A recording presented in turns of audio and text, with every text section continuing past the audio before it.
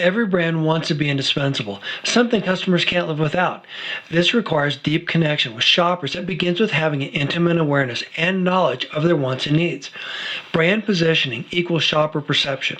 At Brand Secrets and Strategies, you learn how to save valuable time and money, where you learn strategies to get your products on more store shelves and into the hands of more shoppers, empowering brands and raising the bar. Welcome. We spend a lot of time in this podcast talking about the importance of branding, how your brand is a representation of you, how it's an extension of your company, and how it personifies everything important to you, your mission, your work ethic, everything about your brand. Today's story is taking that to the next level and beyond. In today's story, we're going to talk about what every brand wants to be, indispensable. So what does indispensable mean? Think about it for a minute. What are some of the things that are indispensable to you beyond oxygen? What are the things that you can't live without? Those iconic brands that you gravitate to. Those iconic brands that transcend other things in your life. For example, could you imagine giving up your iPhone? Or how about not being able to use Google to be able to do any research with? Or what if you had to give up social media altogether? I've shared several times that I used to work for Kimberly-Clark.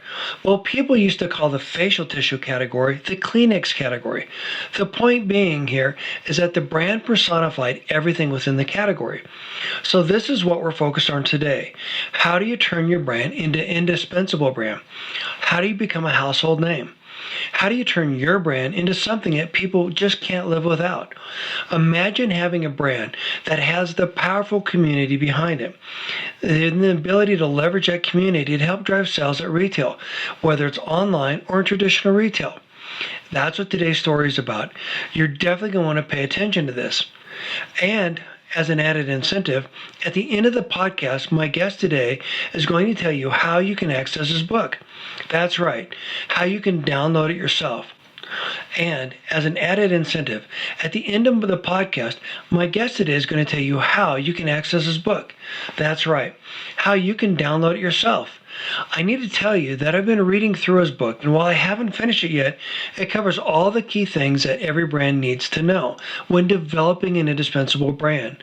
And it also focuses on the antithesis of this. In other words, how do you avoid becoming the monotonous brand that other brands fall into? The same old, same old. How do you go from being just another package on a retailer shelf to being something that consumers want? Anyhow, we'll get to more about that in a minute. As always, I want to thank you for listening. This show is about you and it's for you. In appreciation for your time, there's a free downloadable guide for you at the end of every episode. I always include one easy to download, quick to digest strategy that you can instantly adopt and make your own. One that you can use to grow sustainable sales and compete more effectively with. Remember, the goal here is to get your product onto more store shelves and into the hands of more shoppers. And don't forget to go back and listen to previous episodes where I may solve your most pressing bottleneck. The things that keep you up at night? And don't forget to check out my new YouTube channel. If you like the podcast and the YouTube channel, please share it with a friend and subscribe so you'll be the first to get new brand building content as soon as it becomes available. On the shorter YouTube episodes, I share illustrations that bring the insights to life, so you definitely want to check those out. Now here's Mitch with FullSurge. Mitch, thank you for coming on today. Can you please start by telling us a little bit about yourself and your journey to where you're at today?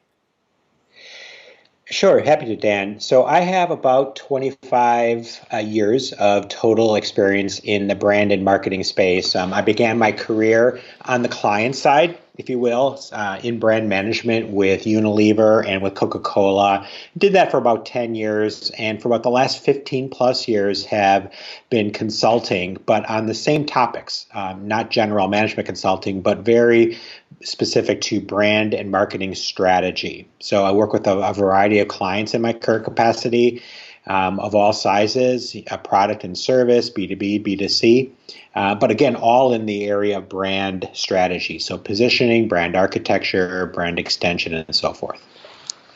So when you say brand, well, actually, let's back up a little bit. Sure. We actually worked for Unilever right about the same time, so I thought that was interesting. Yeah. And we were sharing how Unilever bought Helene Curtis, and they merged Helene Curtis with Cheeseboro Ponds and Lever Brothers, and how that radically changed the company. But the reason I bring this up is because you and I are both classically trained in mainstream CPG. And the reason this matters is because as I work with smaller brands, the focus of this podcast, smaller brands can learn a lot from mainstream CPG brands, and they can take those insights and make them their own. So it's not, look, we don't want to try to recreate you in the image of a big brand, but rather, what are the strategies that work? What are the strategies that are effective? And once you understand those, then that gives you the context to go forward. And this also ties in nicely to your book. So as you're talking about brand strategy, what are the different aspects that you think are most important that people need to be thinking about as they're developing their brand? And then perhaps I should even ask you to define, what is a brand in your mind? Yeah, so I think a few things. First, I want to comment on what you were saying earlier because I think it's a very important point. I agree. I think a lot of the principles of brand and brand strategy in particular apply every bit as much to a startup as they do, a multi-billion-dollar global CPG. At most, I think, when you start getting into marketing and activation, I think arguably there might be some tactics or approaches that differ, right, based on the size of the company. But when you think about the basic concepts or precepts of branding, they're really every bit as relevant for a small local mom and pop brand, if you will, as they are for a CPG. But to answer your latter question, I think about brand as essentially, the sum total of all the touch points that you provide, that your company provides to customers and other stakeholders. So it starts with the promise that you make, which is really your brand positioning. Why should customers or anyone for that matter purchase your brand over any competitive alternative? What is your primary point of difference, which is a lot of what I talk about in the book. And then how do you take that primary point of difference and your promise and reflect it in really every touch point throughout the customer experience? So when you're talking about the branding, first of all, let's unpack that a little bit. I think one of the things that's critically important is that everyone needs to adopt these strategies, these frameworks, the basics, as you said. And the reason that's critically important is because if you don't get this right, then it's a lot harder to go back and try to convince a customer that was turned away because they didn't understand, etc., to give you a second chance. You never get a second chance at a first impression. Can you talk a little bit about that, please, Mitch? And then talk about how does that relate to the importance of getting this right the first time? And then next, I want to talk about what are some of the strategies brands can leverage to identify what is their brand or how their brand should be perceived. Sure. Well, for starters, I think it's important to note that arguably every brand has a positioning. If you consider a positioning is essentially the perception that your stakeholders, whether it's customers or anyone else, has in the mind of your brand, by definition, every brand is positioned. I think the question is, to what extent is it intentional and deliberate on your part, or to your point, are you kind of leaving it to chance rather, and essentially having other people define it for you on their own terms based on their own perceptions? So, in my mind, branding is really all about being very purposeful and intentional, identifying that central idea that you want your brand to stand for, and then communicating that very consistently over time so that it's eventually seated in customers' minds. Love how you said that positioning equals perception. Critically important because it's not the perception of the brand owner, it's the perception of the consumer who's used your product. And this is a key point of differentiation. This is one of the things we talked about in the pre-call, where a lot of the big brands talk at us. Hey, I'm number one. I'm the biggest brand on the planet. I'm really great. Gosh, you got to go buy us because we're great. Whereas these small brands have that one-on-one relationship with their customer. And so it's about the customer's perception. And where I'm going with that is I think a lot of the big brands lose sight of the fact that it's the customer that determines what your brand stands for. It's the customer that determines the true value of your brand. And that's where you develop the know, like, and trust. Can you speak to that a little bit more, please? Yeah, absolutely. I think at the end of the day, as we both agree, it is the customer that ultimately decides how you're positioned, right, and what their perceptions are. But that doesn't mean there aren't things that you can do consistently over time to influence those perceptions in a way that is desirable and favorable toward you. And really that, to me, in my mind, is really what branding is about.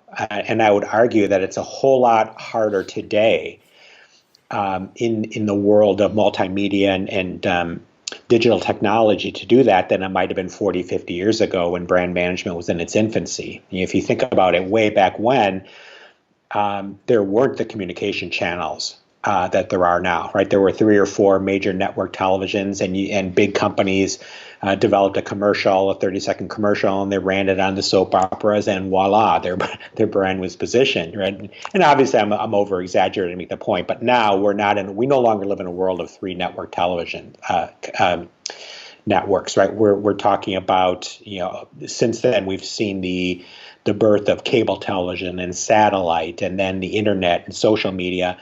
And increasingly, we no longer have the control over positioning our brands that we once had, but yet it's still very important for us to influence that and to try to direct consumers to view our brands and perceive our brands the way we would like to, even though it's not as much of a command and control as it used to be. And on that note, thank you for bringing that up. One of the things I think challenges a lot of the smaller brands is they think that they're X. In other words, this is why people like me. We're a dog food company. That's it. End of story. But the reality is that their consumers can actually give them insights into understanding how they perceive the brand, things that they might want to leverage in their messaging. And so while the mainstream brands tend to talk at us and they tend to talk about feature benefits, stuff like that, very sterile, old strategies, the younger brands, these more disruptive brands, have a different relationship with their core customer. It's about mission. It's about giving, doing good. It's about giving back. It's about doing something more than just being a product on a store shelf for sale at a certain price. Can you talk a little bit about the importance of that and why a brand needs to bake that into their strategy and how they need to get that right? And if they're able to get that right, what it can do to the overall positioning, the way that they communicate their message to their consumers. Yeah, and I think what you're talking about is purpose branding. Yes. And there's certainly, I think over the last decade or so, I think there's been a huge rise in the prominence of purpose branding, defining your brand around something bigger than the product or service that it provides, right? And it's more than just a CSR. Right, it's more than just corporate social responsibility campaign. That most companies have that, but it's one thing to have a CSR. It's another to essentially define the very essence of your brand around a purpose. And I do think that it is very much on trend. I think it is very much a wise thing for a lot of companies to do, and why you're seeing them do it. I think millennials in particular are leading the so-called transparency era, where companies really care as much about the product, the company behind the products and services as they do the products and services themselves. So it's really critically important, especially if you are trying to court millennials, that you make your purpose well known and that you kind of communicate that in a very consistent manner to them, because that is a lot of how decisions are being made today. And I think that's very different from 10, 15, 20 years ago. How would you recommend a brand make their purpose known? Well, even before that, I would start with, and this is why I think you don't see more of it. It has to be genuine. So this isn't something you can just market research your way into and find an idea or a cause and then say, okay, that's what I'm going to glom onto. I think some of the best brands that are positioned around a purpose, I mean, it's really true and genuine. Because if it is disingenuous, I think consumers will sniff it out in a hurry.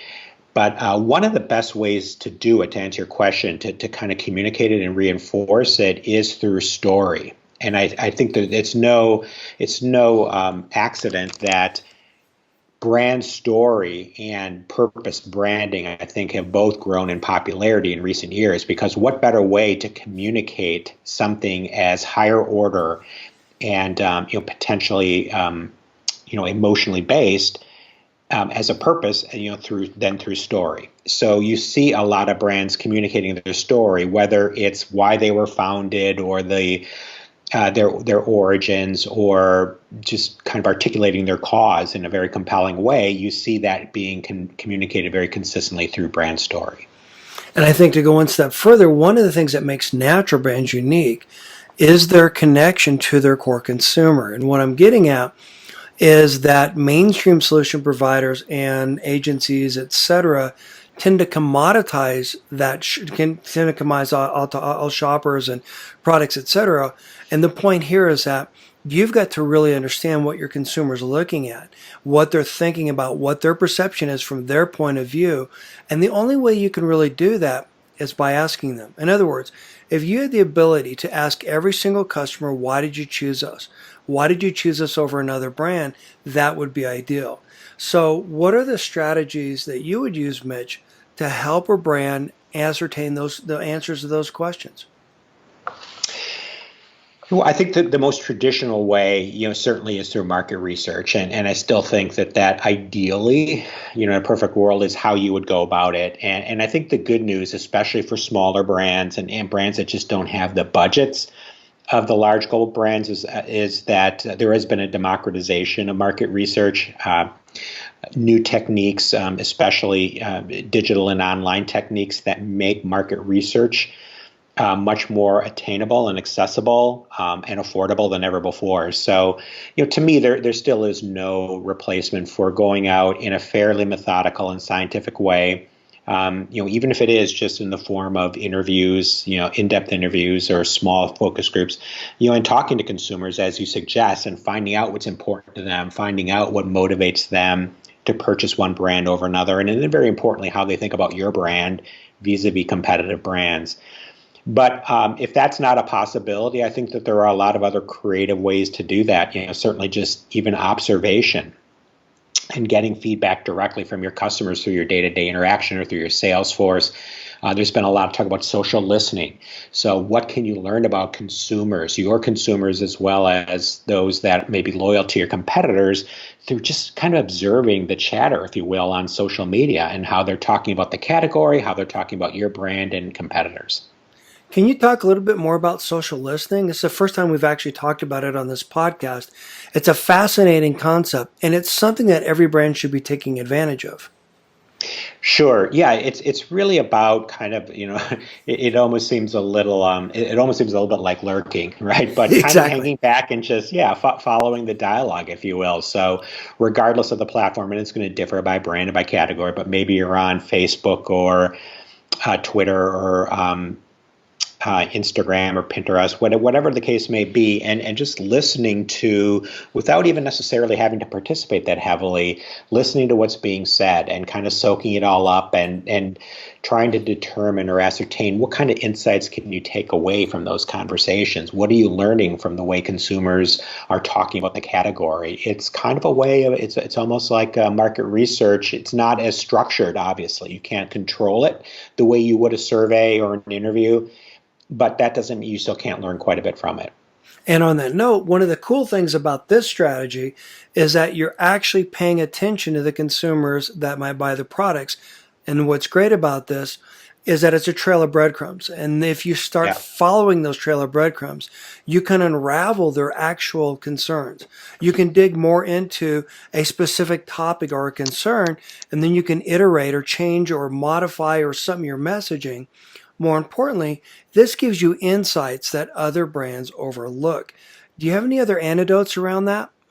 I do. One thing I would add, though, I mentioned one of the downsides of that you can't control, right? It's not a controlled environment like market research. You can't set a focus group is you have a moderator. You recruit the people you want. The moderator is following a very set guide, and things are largely controlled. One of the advantages is really the flip side, right?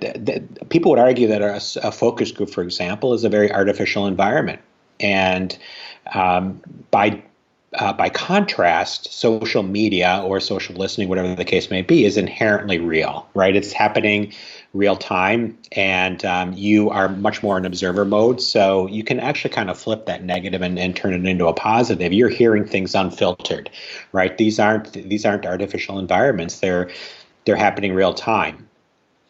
And on that note, one of the things I think is I've always said that one of the challenges that I find with focus groups is that a lot of the people that are in the group are not necessarily your core customer, one. And then two, a lot of times you hear things that they think that you want to hear. Whereas that Exactly. authenticity. Thank Great you. point. And that's so critically important because instead of getting some insights that are scripted, I hate that, using that term in this Yeah. position, but what I'm getting at is that there are a lot of products that have failed as a result of listening to a focus group. You and I were part of one brand that came out. It was going to be the best product in the category. It was a fabric stain product, if you're familiar with it. And it failed because they didn't take the time to understand how it related to getting it on the shelf and on without getting into the nuts and bolts. The point is, the focus group said that this is a home run. And the reality is that it wasn't. And where I'm going with this, so the opportunity to get authentic research or authentic information back for your consumer base is so critically important. And then when we're talking about the consumer dynamic, a lot of those groups, they bring people together based upon what that person, the questioner, thinks is your core customer. Female, had a household, 2.3 kids. In my world, however, and I want your thoughts about this, the low-house consumer, for example, the ideal core customer, is someone who's trying to reduce their carbon footprint. Someone understands the difference between regenerative agriculture versus non-GMO versus something that's processed, etc. And so, what are your thoughts around leveraging those insights to develop the kind of relationship with your core customer you want to be able to track, and then leverage that information to help build your branding? I think, in the categories that in which you deal, you really do have a unique opportunity. I think the first point I would make is you're really at the intersection, I think, of two very hot, topical, on-trend issues, right? One is the one we already talked about, which is purpose, right? Consumers care more about purpose than ever before. And especially millennials, right? But not only millennials. And then secondly, there is probably very few purposes beyond the one that you're talking about. When you talk about sustainability, carbon footprint, the environment, that is one of the hottest issues. So that's really a very powerful intersection that you have right there. Just this notion that purpose is more important, and the categories in which you're participating have one of the most pressing purposes in generations. And on that note, to get even a little bit more, go into Yeah, this a little deeper, it's not just necessarily someone who wants to improve their carbon footprint because they think it's cool or sexy. We're talking about those core consumers that's part of their DNA. And being right. able to differentiate that consumer from the other consumers, critically important. So what I'm getting at here, Mitch, and give me your thoughts on this.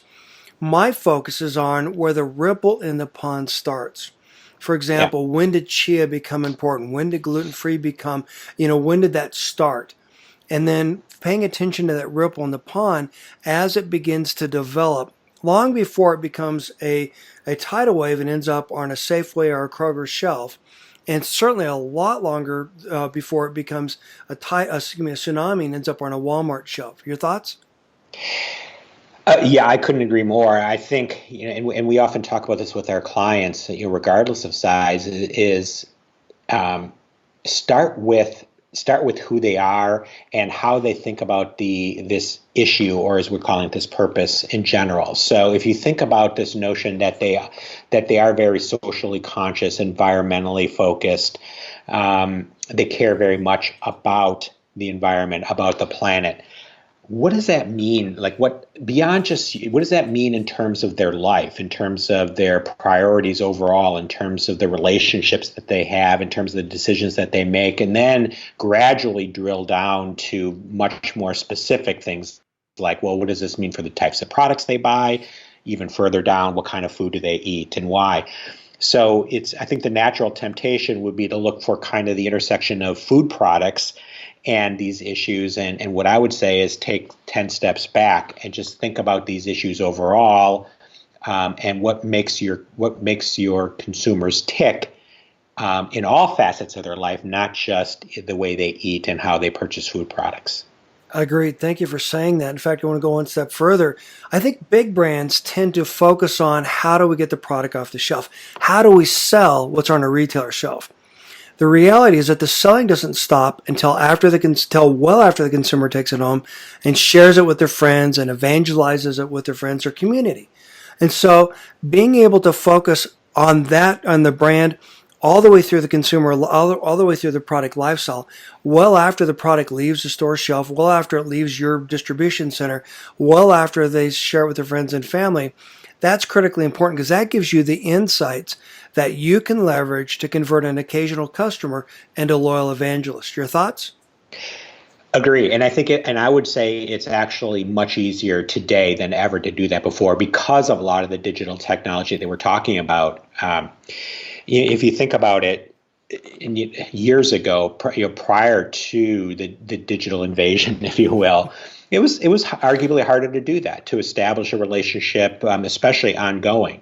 And the manufacturer, the producer was one step removed from the consumer by the retailer, and now the manufacturer just has a much more direct path to the consumer. They can use things like the internet and what it provides, right? Content marketing, social media, email marketing. There are ways that you can touch consumers and be relevant in their lives, largely through digital, that you just were never available, 15, 20 years ago or more.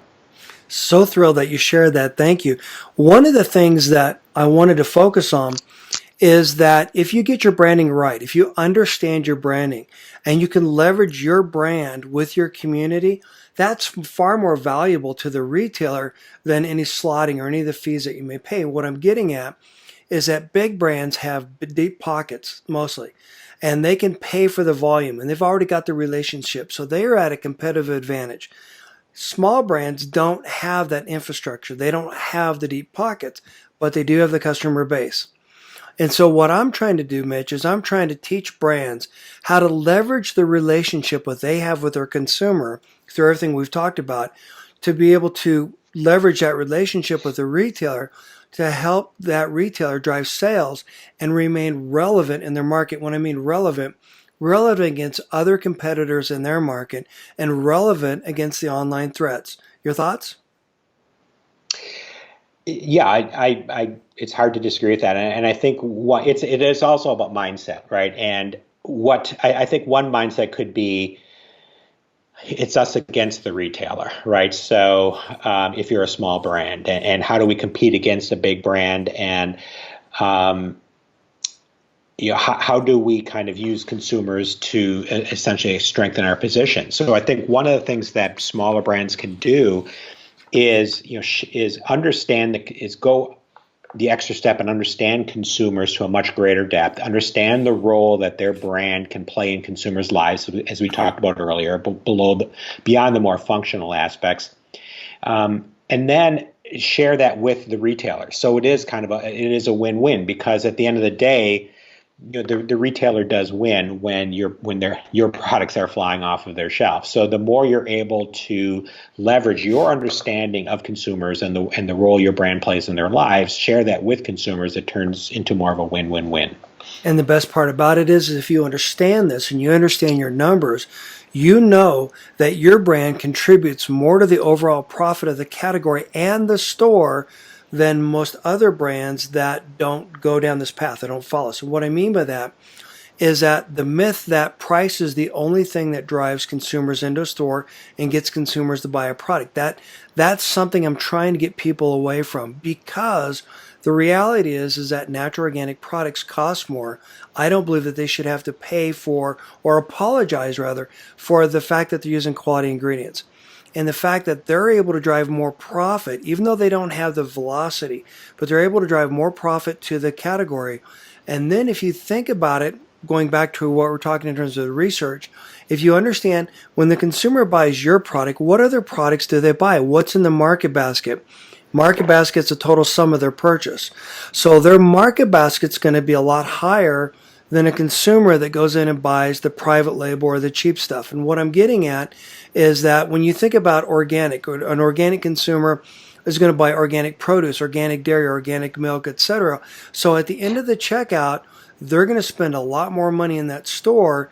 And if they can help that consumer, help that retailer remain relevant by leveraging the strength of that consumer, I think that's the win-win. Your thoughts?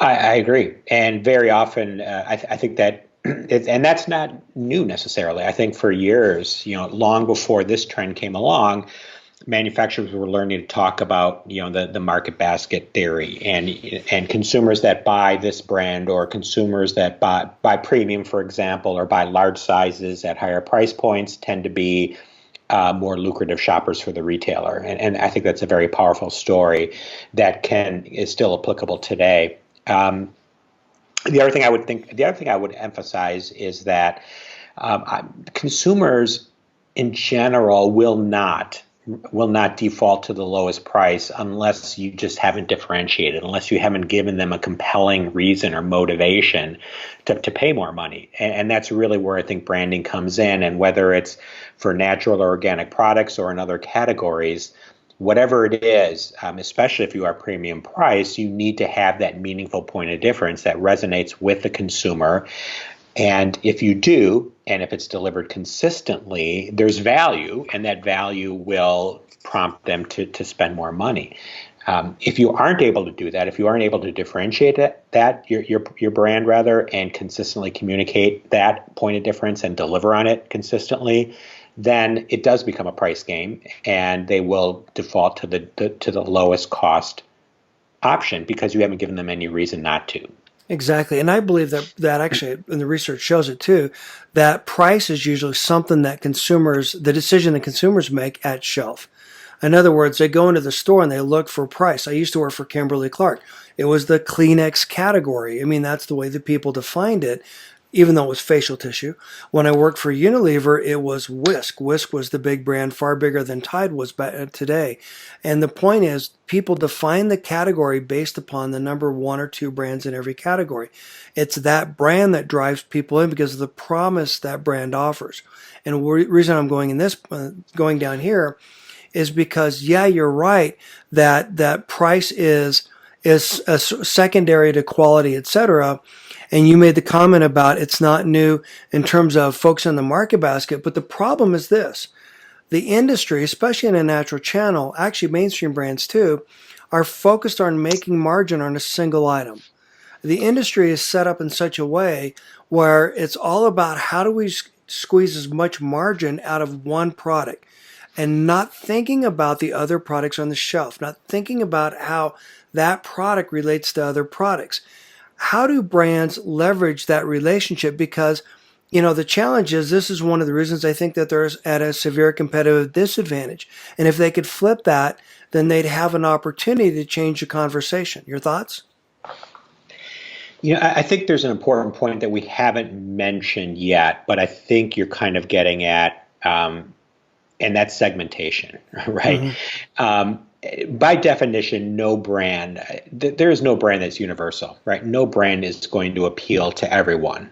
I just think that's a physical impossibility. So what is really important for any brand in any category to do is to segment the market, because people are going to buy products for different reasons. So, excuse me, for example, there are consumers out there in almost any category that are incredibly price driven. And no matter how compelling your proposition, no matter how strong your purpose, no matter how superior products and services, they are going to buy the lowest cost option, right? And if that's who you're ideally set up to serve, maybe you're the lowest cost producer and you're able to feature the lowest price, maybe that is the segment you want. My guess is a lot of the brands that you work with aren't in that position, right? So they need to, those brands need to identify what those non-price driven consumers are making these decisions on, right? Is it some facet of the product or service? Is it a purpose as you're describing? Is it something else?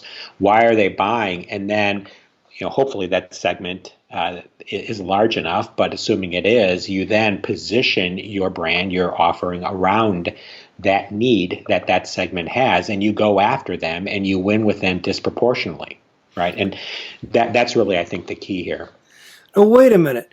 My mom likes it, and you're telling me that not everyone else will too? Just kidding. I Exactly. tease about that a lot.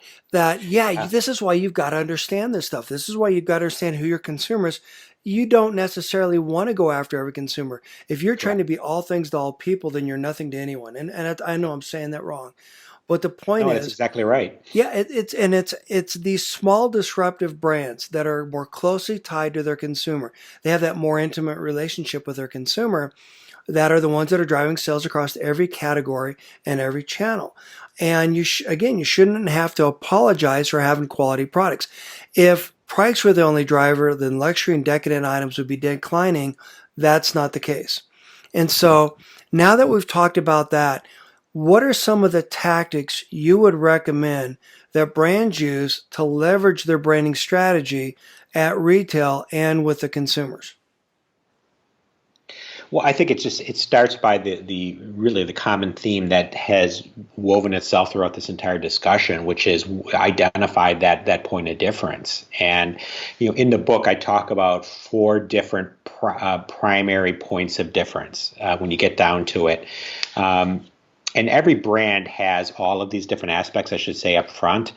But each brand should identify one of these four, at least, as their primary point of difference. Is it a what? Is it some benefit, end benefit that your brand offers? Is that what makes you different? Perhaps you solve a problem that no other brand or product does. Maybe you present an opportunity that no other brand does. It's a what, right? A how is how you do it, the approach or the ingredient or the experience that you offer. So your benefit or your what may be generic or universal, but how you deliver it is unique and differentiated. The third way is the why, which we've talked a lot about here today, which is about the purpose, right? So what's the overarching idea, beyond the mission, what's the very reason you get up in the morning and go to work or go through life for that matter? And that's, again, the why or the purpose. And then the last one, which isn't quite as common, but there's a lot of brands that are kind of differentiated based on a personality or a persona, whether it's the persona of their founder, like a Richard Branson, for example, with Virgin, or maybe even just their target users. Warby Parker is an example, I think, of when you think about Warby Parker, that brand has target consumers that everybody can kind of understand. You may relate to them or not, but it's kind of hip, urban, New York, trendy, sophisticated. You get that brand, I think, is very much differentiated based on the type of people that it most appeals to. So of those four, you need to be able to identify which one sets you apart, which one is going to compel a consumer to purchase you over competitive alternatives, and arguably in doing so, pay more money than they might for a lower cost alternative. And we should have mentioned, and I apologize for this, the name of the book is Yep. The Indispensable Brand. Just the title alone should get anyone to pick it up. And the reason I say that is that's the goal. Yeah. You want your brand to be indispensable, or as I would say, relevance. That's how I would leverage that term throughout our conversation. I've been leveraging it. But if your brand is indispensable to the consumer that buys it, indispensable to the retailer that sells it, to their strategies and whatnot, that is the win-win. That's the holy grail. That's where your facial tissue category becomes the Kleenex category, et cetera, et cetera, et cetera. And so that's how brands can leverage that relationship with their core consumer. Can you talk a little bit more about the book? Why did you write the book? And then what was your purpose and what do you hope brands hope to get out of it? That's a loaded question, I know. So go ahead. No. I thank you for bringing it up. So yeah, the title of the book is The Indispensable Brand, and the way we define indispensable in the book is probably not overly surprising, right? But it's a brand that you simply cannot, or at least would not, want to live without. It's a brand that really makes a difference in your life. It holds a special place, and I very often, I talk quite a bit on this book, but I also speak with my clients about it on a daily basis, and I ask them, is your brand indispensable? And when they say, well, what do you mean? Well, if it went away tomorrow, would anybody care? Would your customers care? Would they even know? And more often than not, I'd say 95 times out of 100 or 99 times out of 100 even, the answer is no. There are people that are loyal to my brand. There are people who like my brand, but are there people who really feel they cannot live without my brand or would not like to? And that really is the goal of being an indispensable brand. And you're not going to do that by being the lowest cost option, right? You're going to do that by being highly meaningful and highly relevant in someone's lives. And I think that's really attainable for any brand. And the example that I use is one brand that I find is indispensable to me, and it's one of those oft-used examples, but it's true. It is Starbucks, right? I am a huge Starbucks fan. I love that. I love that brand, and I am very loyal to it. I probably consume it every day or near every day, and if it went away, I would be very, very disappointed. And yet, 20, 30 years ago, if somebody told you that a coffee brand could be indispensable in your life, people would have looked at you like you're crazy. I mean, if a cup of coffee can do it, become indispensable in your life, any brand can, and that should be the goal for anybody managing a brand today. Well, become that relevant. Thank you for sharing that. And I get it. I get it completely. I know a lot of people that Starbucks is the thing that, they gravitate to. My son's grade school teacher, every day, two of them. Like clockwork. He complained about how he didn't make any money and then bought 2 coffees because that was important to him. But the point is this, it's not only just the coffee to go down this path. Correct. It's the community. It's the way you're treated. It's the way they invite you into their store and the way they greet you. It's not like a lot of other situations where toothpaste or whatever, that's somewhere down in that part of the store. It's not my department. Don't bother me.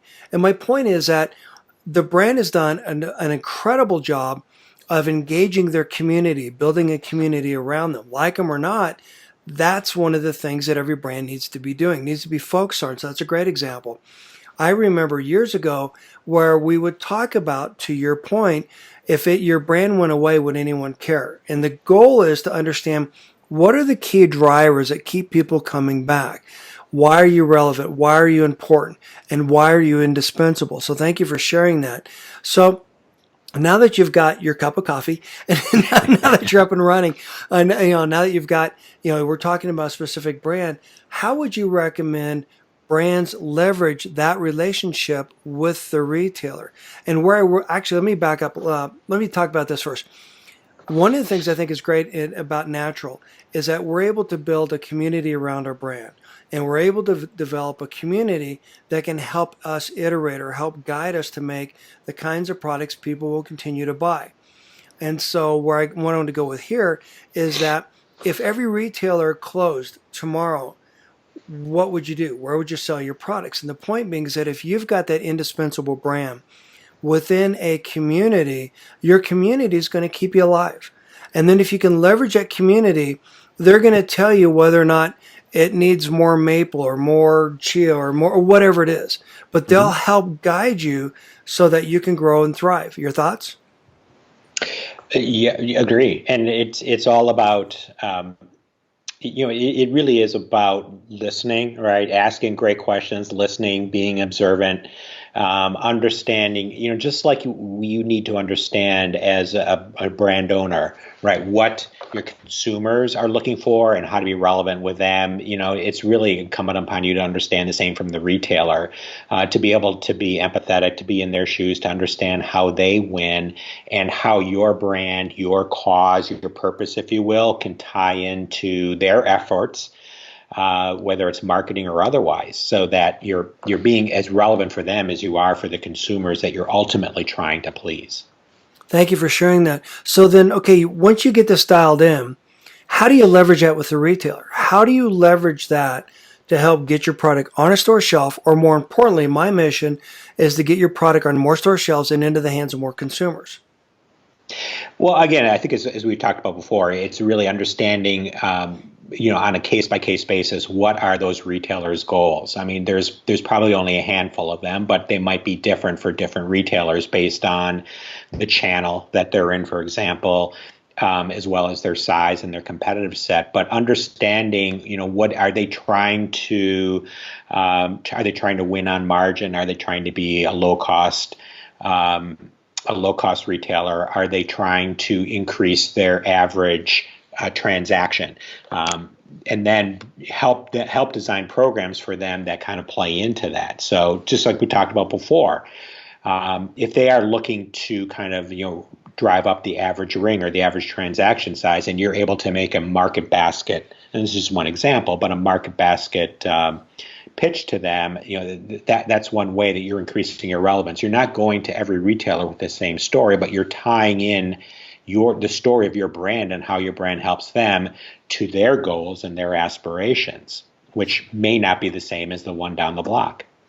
Also, it gives you a huge point of differentiation. And this is the thing I really wanted to focus on as we started to wrap up and start to get into the more, beyond the meat of this, is one of the things that I've been able to do successfully is take these consumer user insights and bake them into my selling presentation so that when I'm working with a retailer, helping the retailer understand why this brand. And so what I'm getting at here, Mitch, is that a lot of brands rely heavily on syndicated data, et cetera. That's historical. And the challenge is a lot of the data that you're bringing to the retailer is not really going to help the retailer make the decisions that they need. And the reason I say that is because it doesn't segment out, using your term, the consumer, the way the consumer buys necessarily. And I find this in every database, and this is just not a flaw of the database. It's, you need to understand your brand better than the syndicated data providers.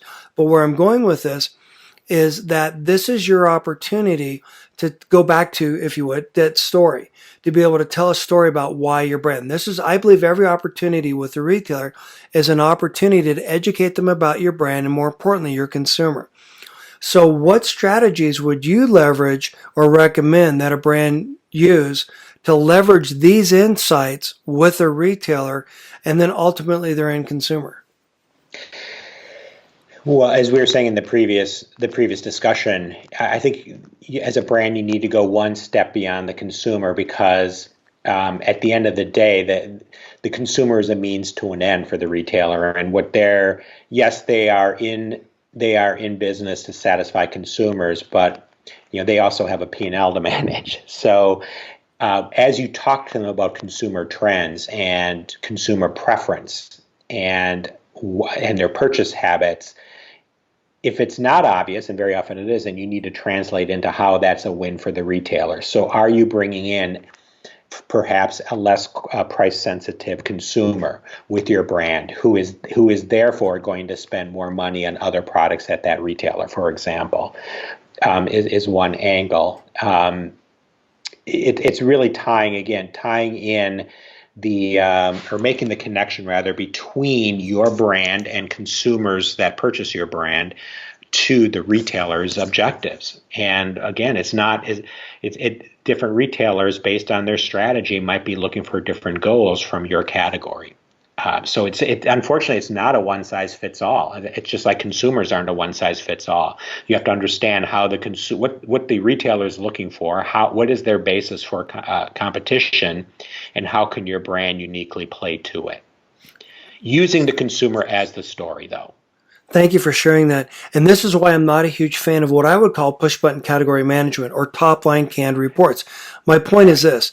If you walk into a retailer and say, look, I've got a report, and you lay that in front of them, largely, very, very often that's a huge waste of ink and paper. It's the same template that every brand uses, whether you're selling motor oil or baby food or dog food, doesn't matter. Right.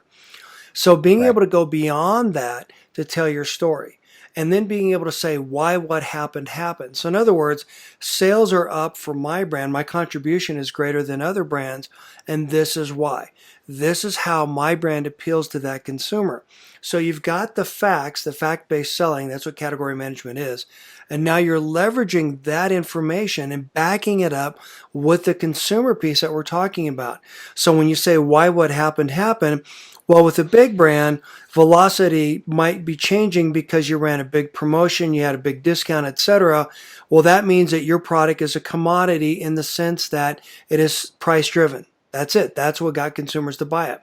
In my world, if you're able to say that my contribution, which is a different measure, that's your dollars per point of distribution, is higher than other brands, and the reason that is higher and the reason that is growing is because my product caters to or aligns with that core consumer that spends more money in your store, that shops all the other other organic products throughout the store, etc. But more importantly, that's understanding that core consumer. That's what the retailers need to know. These are the insights that they don't get from your competition. So if you can leverage these insights in your selling story and then help the retailer drive profitable sales with them, this is how you go from being a category, just another brand on a retailer shelf, to being a trusted, respected category leader. In my perspective, a category leader is any brand willing and able to step up and help their retail partner drive sustainable sales with leveraging the strength of their brand. Your thoughts? Right. I mean, you can think about a number of arguments that could be made. So one could be, for example, consumers of your brand are much more likely to shop at your retail outlet if you carry that brand, or less likely if you don't. They are more likely to spend more money in your store if you have that brand, or purchase other brands in perhaps not adjacent categories that they otherwise wouldn't. There needs to be something about a story about that consumer and that consumer's willingness to visit that retailer and to purchase more, to be less price sensitive, whatever that goal may be, but connecting the dots between between that consumer behavior and what ultimately the retailer is looking to accomplish from a commercial perspective. Exactly. In fact, going back into our world, when we were at Unilever, Right. running a soap category without Dove is unheard of. Back then, you would never consider that. So having that brand be the anchor to help drive a lot of traffic in the store, to help that retailer remain relevant, was critically important. And then because that was a super premium customer, you knew that the Dove customer would buy super premium or premium products around the store. And then being able to tie that in, so we'd be selling Dove with Whisk. That was our main detergent at the time. Like I said, back then, it was even bigger or more popular than Tide is. And being able to leverage those strategies, that's how we were to keep our trade marketing down or control that. And more importantly, that's how we were able to drive sales, sustainable sales throughout the store, and help the retailer become more relevant, help the retailer increase foot traffic, etc. Any thoughts around that? Yeah, and it goes back to something we talked about earlier, which is understanding your target consumer at a level much broader than just your product category. So the more you know about them and their lives and perhaps even how they shop other categories that aren't necessarily yours, and you can bring that information to them. Again, information is power.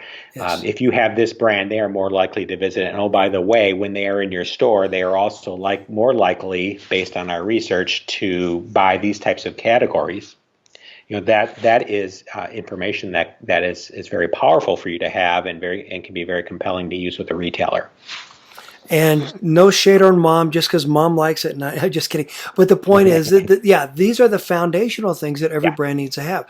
And the cool thing about it is to do this doesn't cost a ton of money. The social listening, to spend the time, the investment of the time to have someone go in and listen, to spend the time to develop a social strategy or a digital strategy that helps you communicate with that core consumer base, that helps you leverage the power of your community to drive sales in retail. These are the foundational things that every brand needs to have. And the more effective you are at doing this, the more effective you're going to be at driving sales and growth and profits, etc. And the more relevant you're going to be, and the longer you're going to be around, months, years, weeks, even months, years, decades, even longer. So thank you so much for sharing that. Can you please talk a little bit more about your book? And then you've got, the 7 factors that change branding forever, or, what is something you want to leave behind? Why did you write this, and why was it important for you to share this? Well, the reason I wrote it is I do think we have to get back to one of the key precepts of brand management and brands in particular, and that is differentiation. I think that, arguably differentiation is the cornerstone of branding, meaningful differentiation. not just differentiation for differentiation's sake, but obviously a compelling point of difference and meaningful point of difference. And there has been a lot of research, longitudinal research even, that shows that two things. One is that brands are less differentiated now than ever before. The sea of sameness, if you were, or what I call brand monotony, is more prevalent today than it ever has been in the past.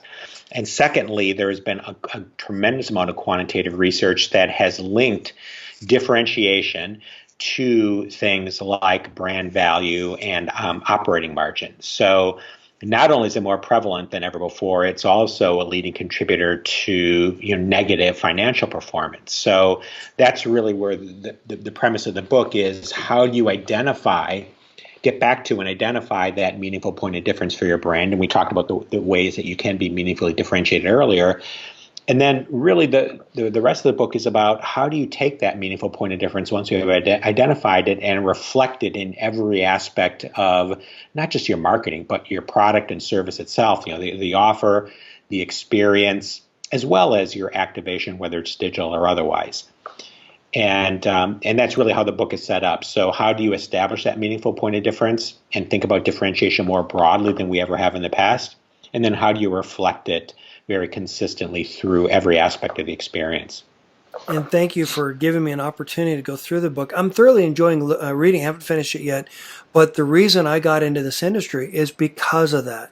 Because I wanted to understand consumer behavior and what drove consumers to make this decision versus that decision. And one of the things that I find is that, for example, big brands, when they innovate, they change a flavor or they change a spice or they change a packaging. In fact, I was doing a project for one brand where they took an item and they changed the label, and then it went from a diet aid to a weight management aid to being an energy product. And then so anyhow, there were 5 products, but it was really the same exact item inside of it. And my point is that customers are wary of this. This is why brands are struggling, like you say, the monotony. The thing that's great about small brands is that we're developing brands that are designed to meet the needs of the consumer. Some of the things like cricket proteins and plant-based meats and on and on and on. So thank you for sharing that. How can people learn more about you and learn more about your book and actually go to get it on Amazon or wherever? Yeah, there's a number of different ways. So the name of my firm is FullSurge. That's FullSurge.com. And when you go to the site, the book is on the site. Information about the book. You can download 2 chapters for free. You can also order it on Amazon. And I would also offer to your listeners, if they would like to, I can send them a link that enables them to download the book at no cost to them. Thank you. Via Amazon. So just like you did, I can provide a link if they contact me directly. So my email is mduckler@FullSurge.com. So I offer, or you can offer them to reach out to me, and I'd be more than happy to send them a copy. I appreciate that. Thank you. Well, and I'll make sure I put a link in the show notes and in the podcast webpage. So thank you so much for coming on. Thank you so much for reaching out to me. And I really appreciate your time. This is a great resource. It's a resource that I think all brands need to be paying attention to, again, because this is the foundation that you build a brand on. And if you build a healthy foundation, that's going to determine how long you're going to be around. And it's going to give you, to your point, that point of differentiation to help you compete head-to-head, toe-to-toe with the big brands. Any last parting thoughts? No, I think this was a great conversation. I really appreciate you having me on. I hope your listeners found it beneficial. And I love, this is the stuff I love. As you can see, I wrote a book on it. So I love the conversation, and thank you for having me on. Well, I appreciate your time. Thank you. Have a great day. Look forward to our next conversation. Likewise. I want to thank Mitch for coming on today, and I really appreciate him reaching out to me. I'll be sure to put a link to FullSurge and his book in the podcast show notes and on the podcast webpage.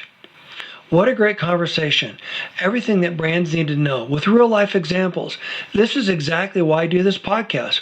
This is exactly why I want to help you get your product onto more store shelves and into the hands of more shoppers. The last part's most important. If you have a brand that transcends other brands, that's indispensable. That's how you become a value-added resource to retailers. More importantly, this is how you get your product into more shoppers' hands. This week's free downloadable guide is actually my free course, Turnkey Sales Story Strategies. It's the perfect companion to Mitch's book, The Indispensable Brand. The reason for that is because any brand that has a discipline to go through the entire program, through the entire course, is going to learn how to build a healthy, solid foundation for your brand. So use the strategies that Mitch points out, that he highlights, and then overlay them with what I share with you in the Turnkey Sales Story Strategies course.